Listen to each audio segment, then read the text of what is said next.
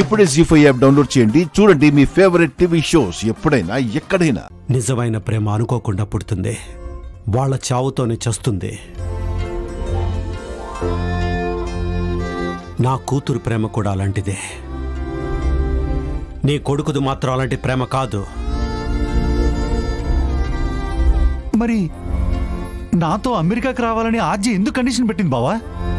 ఇంకా అర్థం కాలేదా? నీ కొడుకుని కాపాడ్డానికి. సీను ఎలాగో అమెరికా రాడు, మీరు ఎలాగో రానివ్వరు, అందుకే నాతో వస్తేనే పెళ్ళి లేదంటే వద్దు అంది. మీ గురించి మీ పద్ధతుల గురించి అన్నీ తెలిసి కూడా అలా మాట్లాడింది, అలా కండిషన్లు పెట్టింది అంటే ఎందుకు పెట్టిందో మీకెవ్వరికీ అర్థం కాలేదు. మీరెవ్వరూ ఒప్పుకోరు కాబట్టి ఆ కండిషన్ పెట్టింది. తల్లి లేని తనకి మీరెంతో ప్రేమని ధైర్యాన్ని ఇచ్చారు.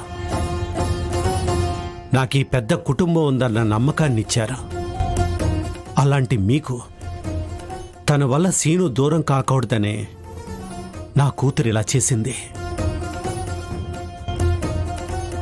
ఆద్య అంటే నాకిష్టం లేదు అని ధైర్యంగా నీ కొడుకు చెప్పలేకపోతే, ఆ మాట పొరపాటుని చెప్తే రఘురామ్ గారికి ఏమంటారో, కోపంతో సీనుని ఈ ఇంటి నుంచి ఎక్కడ దూరం చేస్తారోనని ఈ ఇంటికి దూరం కావడానికి ఇష్టపడింది నా కూతురు.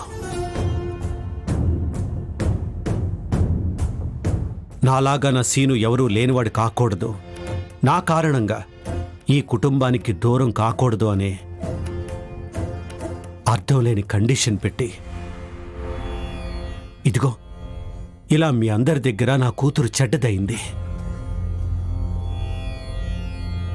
నీ కొడుకును మాత్రం అందరి దృష్టిలో మంచివాణ్ణి చేసింది, సీను మాట పడకుండా చేసింది.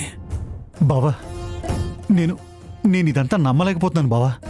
నమ్మినా నమ్మకపోయినా ఇదే నిజం.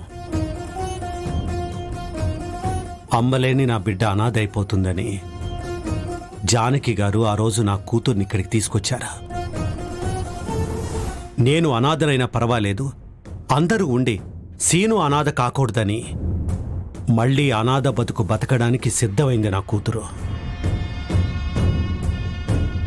అందరూ సీను లేకపోతే ఏంటి, నువ్వు ఉండు అన్నా తను ఎందుకు ఉండట్లేదో తెలుసా?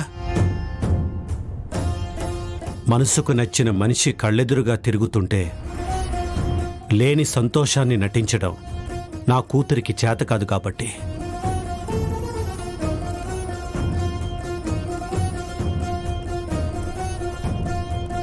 పెళ్ళవ్వకముందే ఇక్కడి నుంచి వెళ్ళిపోవాలని ఎందుకు తొందరపడుతుందో తెలుసా? తన స్థానంలో మరొకరొస్తుంటే చూడలేక,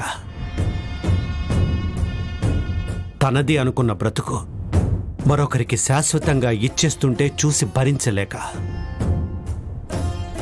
అందుకే ఇక్కడి నుంచి వెళ్ళిపోవాలని నిర్ణయించుకుంది.